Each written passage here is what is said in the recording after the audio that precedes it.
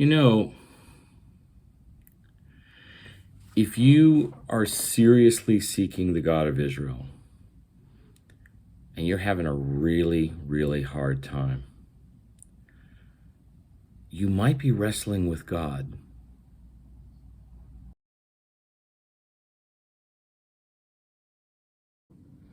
Well, I'm in Pasadena, California.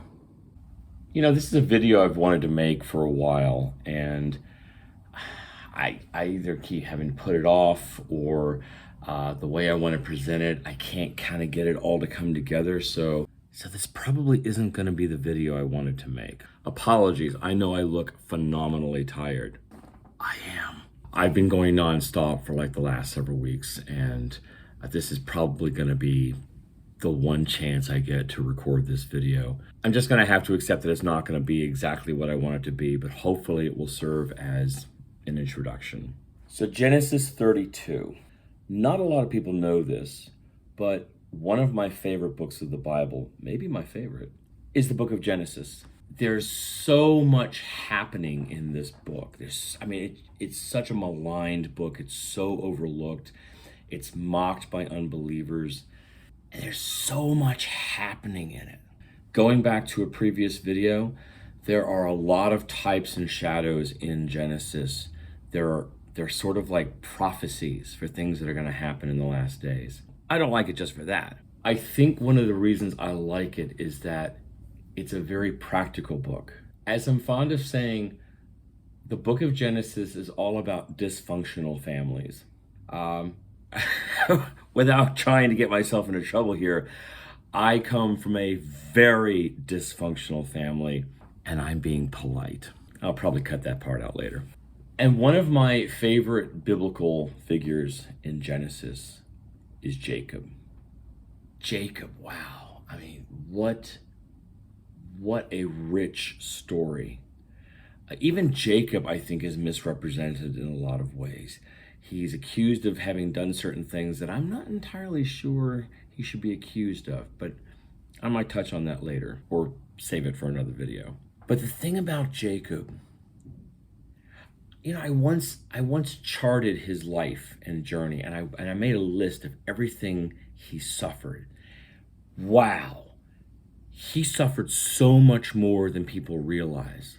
He really endured a lot of suffering. And dare I say it, there are some parallels in my life with Jacob. More on that later. So I suppose maybe we should give like a little bit of backstory for those who don't know Jacob's story. So Jacob was a twin. He was the younger of the two. And by rights, the older brother, Esau, was supposed to get the majority of the inheritance. He was supposed to be the favored child. God had told his parents that the older would serve the younger. So there was kind of a flip-flop going on here. And anyway, long story short, there's some implications that Jacob and his mother may have felt like his father wasn't going to pass the birthright onto him as God had instructed, that he would still give it to Esau. So there was a kind of a deception that was set up to ensure that Jacob would get the blessing. And it set off this horrible chain reaction. His brother was furious. The brother threatened to kill him, and Jacob fled. And Jacob was gone for roughly 20 years, living with his uncle. And in that time, he married.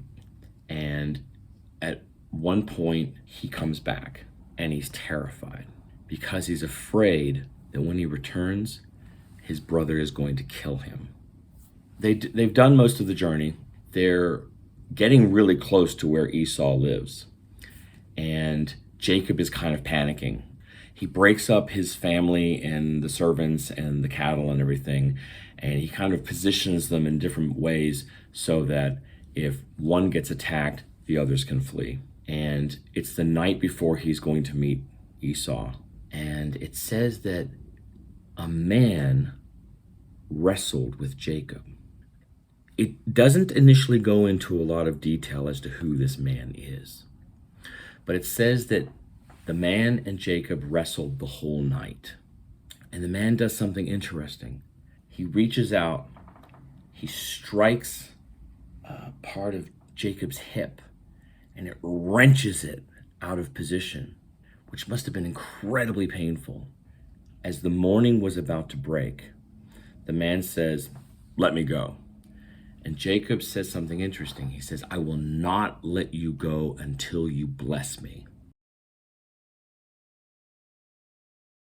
So he says, "My name is Jacob."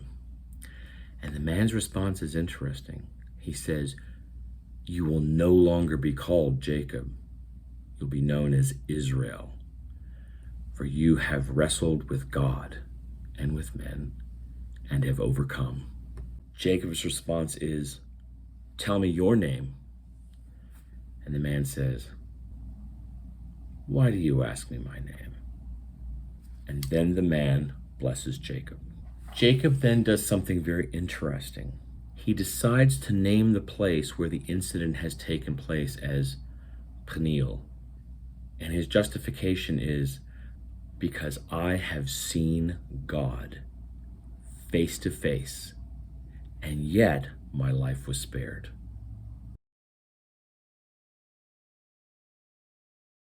So Jacob has just had this incredible encounter with this seemingly mysterious man.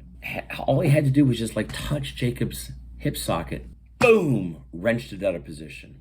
Jacob would have limped for the rest of his life. Jacob would have been in agonizing pain, and he wouldn't have been able to run.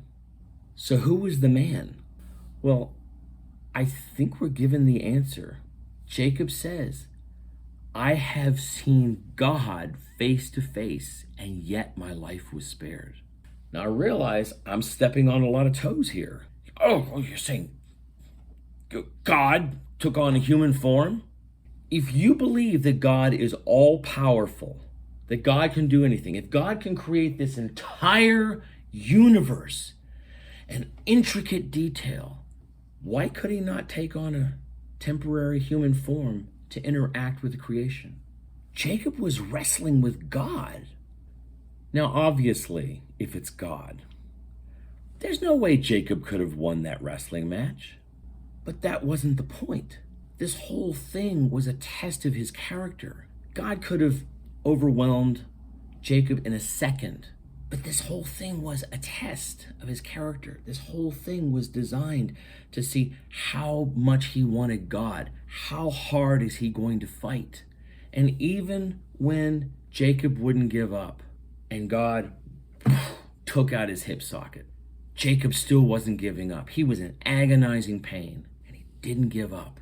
There's a few other little clues in this story which I want to go into, but I want to kind of keep this video short. But there's a few other clues that when you compare this story with other verses in the Bible, it's very obviously God. So I think that God orchestrated this situation with Jacob as a way of instructing us. If we are serious about our walk with God, we're going to wrestle with God. It's going to be a struggle. The people are constantly saying, if God cares so much about me, why does he throw obstacles in front of me? Why does he cause me to, struggle so much? We're being tested. God wants to see who of us is willing to fight to get to know him. How hard are we willing to fight? What are we willing to endure? How much are we willing to suffer? And Jacob, he continued to suffer for the rest of his life. I mean, I've made a list of all the things Jacob went through in his life. I may make another video about that, but that man suffered to get to know God. And if you and I are serious, really serious in our walk, if we're really serious in getting to know God, guess what? We're going to wrestle with God. Now, in that particular case, Jacob, he wrestled for the night. It was a foreshadowing of, I think, bigger things. The wrestling that I believe we do with God, yes, there may be moments in our life, there may be situations in our life where we wrestle with God, but the reality is, I think we're wrestling our whole lives. There is so much more I could share on this, but I want to kind of keep this video short. Keep it more of like an introduction. All I can say is that if you have been seeking the God of Israel for a long time and you've had a really, really hard walk, and it feels like everything is collapsing around you, and that you feel abandoned by God, and you see no hope in sight, and everything is just getting harder and harder and harder, and you're suffering physically, and you're suffering mentally, and you're suffering, just everything that could go wrong, that's probably a good sign. If you know in your heart you are seriously seeking the God of Israel, then you are probably wrestling with him without even realizing it. I'll leave it at that.